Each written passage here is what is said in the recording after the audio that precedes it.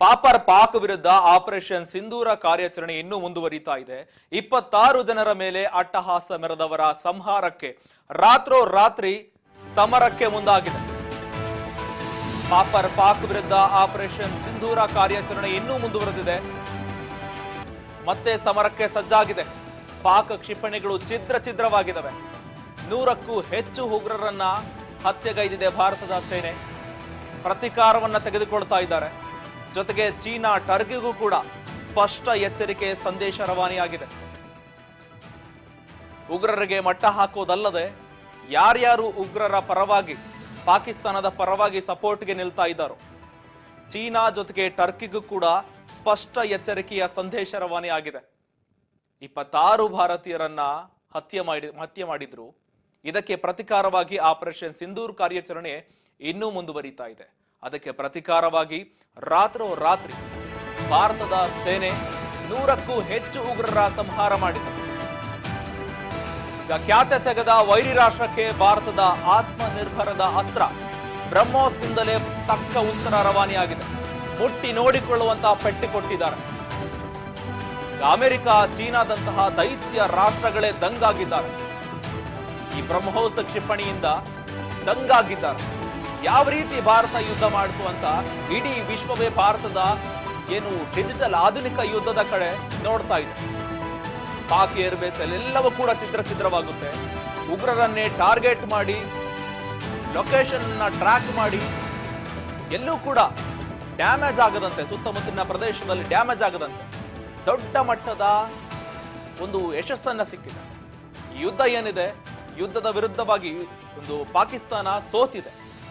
ಈಗ ಭಾರತದ ಬ್ರಹ್ಮೋಸ್ ಕ್ಷಿಪಣಿ ಜೊತೆಗೆ ಭಾರತದ ಯುದ್ಧ ತಂತ್ರದ ಕಡೆ ಇಡೀ ವಿಶ್ವವೇ ಕಣ್ಣಾಗ್ತಾ ಇದೆ. ಯಾವ ರೀತಿ ಭಾರತ ಈ ಯುದ್ಧವನ್ನ ಇಷ್ಟು ಸೂಕ್ಷ್ಮವಾಗಿ, ಅದು ಕೂಡ ಒಂದು ಬಾರ್ಡರ್ ಪ್ರವೇಶವನ್ನ ಮಾಡದೆ, ಯುದ್ಧದ ಫೈಟರ್ ಜೆಟ್ಗಳು ಪಾಕಿಸ್ತಾನದ ಬಾರ್ಡರ್ ಅನ್ನ ಪ್ರವೇಶ ಮಾಡದೆ ಯಾವ ರೀತಿಯಾಗಿ ಈ ಯುದ್ಧ ಮಾಡಿದ್ರು ಅಂತ ಇಡೀ ವಿಶ್ವವೇ ದಂಗಾಗಿ ನೋಡ್ತಾ ಇದೆ. ಮುಖ್ಯವಾಗಿ ಪ್ರಮುಖ ಕಾರಣ ಬ್ರಹ್ಮೋಸ್. ಇದು ಕ್ರೂಸರ್ ಮಿಸೈಲ್. ಈ ಮಿಸೈಲ್ ಅನ್ನ ಇಡೀ ಅಮೆರಿಕ, ಚೀನಾ, ಟರ್ಕಿ ಇನ್ನುಳಿದ ಎಲ್ಲಾ ರಾಷ್ಟ್ರಗಳು ದಂಗಾಗಿ ನೋಡ್ತಾ ಇದೆ. ಛಿದ್ರವಾಗಿದೆ ಪಾಕ್ನ ಏರ್ ಬೇಸ್ಗಳು ಈ ಬ್ರಹ್ಮೋಸ್ ಮಿಸೈಲ್ನಿಂದ. ಈ ಮಿಸೈಲ್ಗೆ ಈಗ ತುಂಬಾ ಬೇಡಿಕೆ ಬರ್ತಾ ಇದೆ. ಬ್ರಹ್ಮೋಸ್ ಕ್ಷಿಪಣಿಗೆ ಫುಲ್ ಡಿಮ್ಯಾಂಡ್ ಕ್ರಿಯೇಟ್ ಆಗ್ತಾ ಇದೆ. 300 kgಯ ಸ್ಫೋಟಕವನ್ನ ಹೊತ್ತೊಯ್ಯಬಲ್ಲ ಸಾಮರ್ಥ್ಯ ಈ ಬ್ರಹ್ಮೋಸ್ಗಿದೆ. ಈ ಬ್ರಹ್ಮೋಸ್ಗೆ ಒಂದಲ್ಲ ಎರಡಲ್ಲ ಸುಮಾರು ದೇಶಗಳು, ಎಲ್ಲ ದೇಶಗಳು ಬ್ರಹ್ಮೋಸ್ ಕ್ಷಿಪಣಿ ನಮಗೂ ಬೇಕು ಅಂತ ಬೇಡಿಕೆಯನ್ನ ಇಡ್ತಾ ಇದೆ. ಒಂದಲ್ಲ ಎರಡಲ್ಲ ಸುಮಾರು 17 ದೇಶಗಳಿಂದ ಡಿಮ್ಯಾಂಡ್ ಬರ್ತಾ ಇದೆ. ಬ್ರಹ್ಮೋಸ್ ಕ್ಷಿಪಣಿಗಾಗಿ 17 ದೇಶಗಳಿಂದ ಡಿಮ್ಯಾಂಡ್. ಸುಮಾರು 270ರಿಂದ 400 ವೇಗವಾಗಿ ಇದು ಚಲಿಸುತ್ತೆ. 400 ವೇಗ. ಅದು ಕೂಡ ರಾಡರ್ಗಳನ್ನ ಕಣ್ತಪ್ಪಿಸಿ ಬ್ರಹ್ಮೋಸ್ ಕಾರ್ಯನಿರ್ವಹಿಸುತ್ತೆ. ಕ್ರೂಸರ್ ಮಿಸೈಲ್ ಅತಿ ಕಡಿಮೆ ಮತ್ತು ಅತಿ ಎತ್ತರವಲ್ಲದ ಪ್ರದೇಶದಲ್ಲಿ ಸೂಕ್ಷ್ಮವಾಗಿ ಚಲಿಸುತ್ತೆ. ಜೊತೆಗೆ ಅತಿ ವೇಗವಾಗಿ ಚಲಿಸುತ್ತೆ.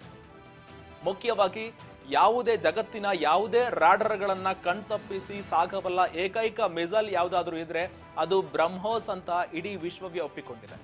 ಇಡೀ ಭಾರತ ಅಲ್ಲ, ಇಡೀ ವಿಶ್ವವೇ ಒಪ್ಪಿಕೊಂಡಿದೆ. ಭಾರತದ ಬ್ರಹ್ಮೋಸ್ ಕ್ಷಿಪಣಿಗಾಗಿ ಎಲ್ಲ ರಾಷ್ಟ್ರಗಳು ಬೇಡಿಕೆ ಇಡ್ತಾ ಇದ್ದಾವೆ, ನಮಗೂ ಇಂಥದ್ದು ಬೇಕು ಅಂತ. ಎಲ್ಲ ರಾಷ್ಟ್ರಗಳು ಕೂಡ ದಂಗಾಗಿದೆ. ಭಾರತದ ಅಸಲಿ ಯುದ್ಧ ಏನಿದೆ, ಈ ಡಿಜಿಟಲ್ ಯುದ್ಧ, ಇದು ನಿಜವಾದ ಆಧುನಿಕದ ಯುದ್ಧ ಅಂತ ಹೇಳ್ತಾ ಇದ್ದಾರೆ. ನಿಜವಾದ ಆಧುನಿಕ ಯುದ್ಧ ಅಂತ ಇಡೀ ವಿಶ್ವದ ಎಲ್ಲಾ ಬಲಾಢ್ಯ ರಾಷ್ಟ್ರಗಳು ನೇರವಾಗಿ ಯುದ್ಧಕ್ಕೆ ಹೋಗ್ತಾರೆ. ನೇರವಾಗಿ ಯುದ್ಧಕ್ಕೆ ಹೋಗ್ಬಿಟ್ಟು ಎಲ್ಲವೂ ಕೂಡ ಮಾಡ್ತಾ ಇರ್ತಾರೆ. ಆದ್ರೆ ಈಗ ಆಗ್ತಕ್ಕಂಥ ಬೆಳವಣಿಗೆ ಏನಿದೆ, ಇದು ಸ್ಪಷ್ಟವಾದ ಆಧುನಿಕ ಯುದ್ಧ ಅಂತ ಇಡೀ ವಿಶ್ವವೇ ಒಪ್ಪಿಕೊಳ್ತಾ ಇದೆ. ಈಗ ಒಂದಲ್ಲ ಎರಡಲ್ಲ 17 ದೇಶಗಳಿಂದ ಡಿಮ್ಯಾಂಡ್ ಕ್ರಿಯೇಟ್ ಆಗಿದೆ. ಬ್ರಹ್ಮೋಸ್ ಕ್ಷಿಪಣಿಗಾಗಿ 17 ರಾಷ್ಟ್ರಗಳಿಂದ demand. Philippines, Indonesia, Vietnam, Malaysia ಪ್ರಮುಖ ದೇಶಗಳಿಂದ ಬೇಡಿಕೆ ಬರ್ತಾ ಇದೆ. ಥೈಲ್ಯಾಂಡ್ ಜೊತೆಗೆ ಸಿಂಗಾಪುರ, ಬ್ರೂನಿ, ಬ್ರೆಜಿಲ್ ಇಂತಹ ಹಲವು ದೇಶಗಳಿಂದ ಬೇಡಿಕೆ ಬರ್ತಾ ಇದೆ. ಜೊತೆಗೆ ಚಿಲಿ, ವೆನೆಜುವೆಲಾ ಇಂತಹ ಪ್ರಮುಖ ರಾಷ್ಟ್ರಗಳಿಂದ ಬ್ರಹ್ಮೋಸ್ ಕ್ಷಿಪಣಿ ನಮಗೂ ಬೇಕು ಅಂತ. ಜೊತೆಗೆ ಕತಾರ್, ದಕ್ಷಿಣ ಆಫ್ರಿಕಾ ಒಂದಲ್ಲ ಎರಡಲ್ಲ 17 ದೇಶಗಳಿಂದ ಡಿಮ್ಯಾಂಡ್ ಕ್ರಿಯೇಟ್ ಆಗ್ತಾ ಇದೆ. ಬ್ರಹ್ಮೋಸ್ ಕ್ಷಿಪಣಿ ನಮಗೂ ಬೇಕು ಅಂತ. ಬ್ರಹ್ಮೋಸ್ ಕ್ಷಿಪಣಿಗಾಗಿ ತುಂಬಾ ಬೇಡಿಕೆ ಇದೆ. ಯಾಕಂದ್ರೆ ಈ ಆಪರೇಷನ್ ಸಿಂಧೂರ್ ಕಾರ್ಯಾಚರಣೆ ಏನಿದೆ, ಈ ಆಪರೇಷನ್ ಸಿಂಧೂರ್ ಕಾರ್ಯಾಚರಣೆಯಲ್ಲಿ ಈ ಬ್ರಹ್ಮೋಸ್ ಅನ್ನ ಅಚ್ಚುಕಟ್ಟಾಗಿ ಬಳಕೆ ಮಾಡಿಕೊಂಡಿದೆ. ಅದು ಈಗ ಇಡೀ ವಿಶ್ವವೇ ಬೆರಗಾಗಿ ನೋಡುವಂತಹ ಸಂದರ್ಭ ಒದಗಿ ಬರ್ತಾ ಇದೆ. ಇಡೀ ಭಾರತದ ಯುದ್ಧ ತಂತ್ರ ಏನಿದೆ, ಇದು ನಿಜವಾದ ಆಧುನಿಕದ ಯುದ್ಧ ತಂತ್ರ ಅಂತ ಇಡೀ ವಿಶ್ವವೇ ಒಪ್ಪಿಕೊಳ್ತಾ ಇದೆ. ಯಾಕಂದ್ರೆ ಈ ತರ ಯಾರು ಯುದ್ಧ ಮಾಡೇ ಇಲ್ಲ. ನೇರವಾಗಿ ಯುದ್ಧಕ್ಕೆ ಇಳಿಬೇಕಾಗಿತ್ತು. ಜೊತೆಗೆ ಫೈಟರ್ ಜೆಟ್ಗಳು ಆಕಾಶದಲ್ಲೇ ನೇರವಾಗಿ ನೋಡ್ಕೊಂಡ್ಬಿಟ್ಟು ಒಂದು ಫೈಟರ್ ಜೆಟ್ ಮೂಲಕವಾಗಿ ಯುದ್ಧ ಮಾಡಬೇಕಾದ ಪರಿಸ್ಥಿತಿ ಈ ಹಿಂದೆ ಇತ್ತು. ಆದ್ರೆ ಈಗ ಎಲ್ಲಾ ದೇಶಗಳು ಈ ಯುದ್ಧದ ತಂತ್ರದ ಕಡೆ ನೋಡ್ತಾ ಇದೆ. ಯಾಕಂದ್ರೆ ಬಾರ್ಡರ್ ಅನ್ನ ಕ್ರಾಸ್ ಮಾಡದೆ ಮಿಸೈಲ್ಗಳ ಮೂಲಕವಾಗಿ ಅಲ್ಲಿರ್ತಕ್ಕಂಥ ಪ್ರದೇಶವನ್ನ ನೇರವಾಗಿ ಟಾರ್ಗೆಟ್ ಮಾಡಿಬಿಟ್ಟು, ಜೊತೆಗೆ ಅದೂ ಅಲ್ಲದೆ ಡಿಜಿಟಲ್ ಕ್ಯಾಮ್ರಾಗಳನ್ನ ಅಳವಡಿಸಿ ಎಲ್ಲ ಸ್ಪಷ್ಟ ಸಾಕ್ಷಿಗಳನ್ನ ಕೂಡ ಸಂಗ್ರಹಣೆ ಮಾಡಿ ಇದು ನಿಜವಾದ ಡಿಫೆನ್ಸ್ಗೆ ಸಂಬಂಧಪಟ್ಟಂತ ಆಧುನಿಕ ಯುದ್ಧ ಅಂತ ಇಡೀ ವಿಶ್ವವೇ ಒಪ್ಪಿಕೊಳ್ತಾ ಇದೆ. ಪ್ರಮುಖ 17 ದೇಶಗಳು ಕೂಡ ಒಪ್ಪಿಕೊಳ್ತಾ ಇದೆ.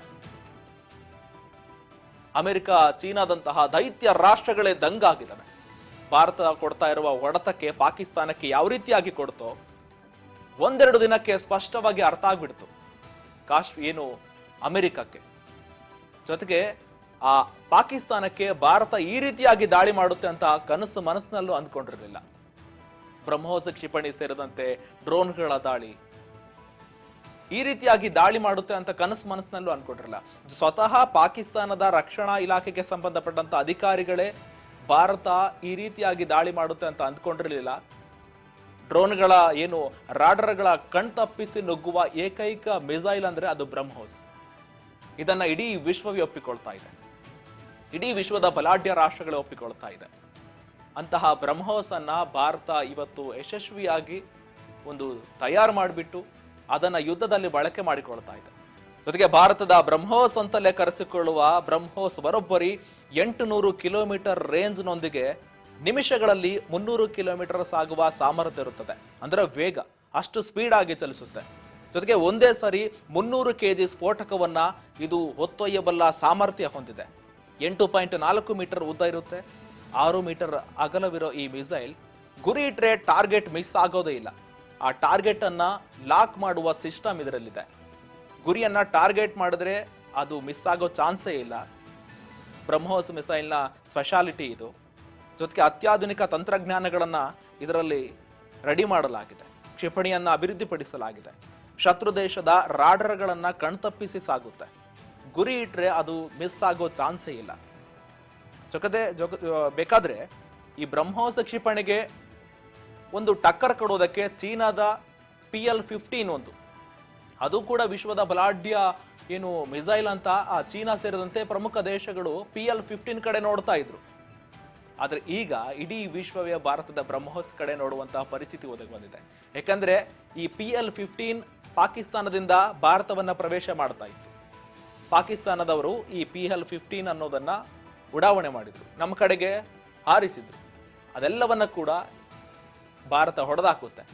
ನೋಡಿ, ನಾವು PL-15 ಅಂತ ಬಲಾಢ್ಯ ಅಂತ ಹೇಳ್ತಾ ಇದ್ರಲ್ಲ, ಇದನ್ನು ಕೂಡ ಹೊಡೆದಾಕಿದೀವಂತ ಭಾರತದ DGMಗಳು ಸಭೆಯಲ್ಲಿ ಮಾಧ್ಯಮ ಗೋಷ್ಠಿ ಸಂದರ್ಭದಲ್ಲಿ ಕೂಡ ಹೇಳ್ತಾರೆ. ಈ ಬ್ರಹ್ಮೋಸ್ ಹೆಸರು ಹೇಗೆ ಇಟ್ರು ಅನ್ನೋದನ್ನ ನೋಡೋದಾದ್ರೆ, ಭಾರತದ ಬ್ರಹ್ಮಪುತ್ರ ನದಿ ಮತ್ತು ರಷ್ಯಾದ ಮಾಕ್ಸೋವಾ ನದಿ, ಈ ನದಿಯ 2 ವಿಲೀನಗಳ ಹೆಸರನ್ನ ತಗೊಂಡು ಈ ಬ್ರಹ್ಮೋಸ್ ಅನ್ನ ಹೆಸರನ್ನ ಹೇಳ್ತಾರೆ.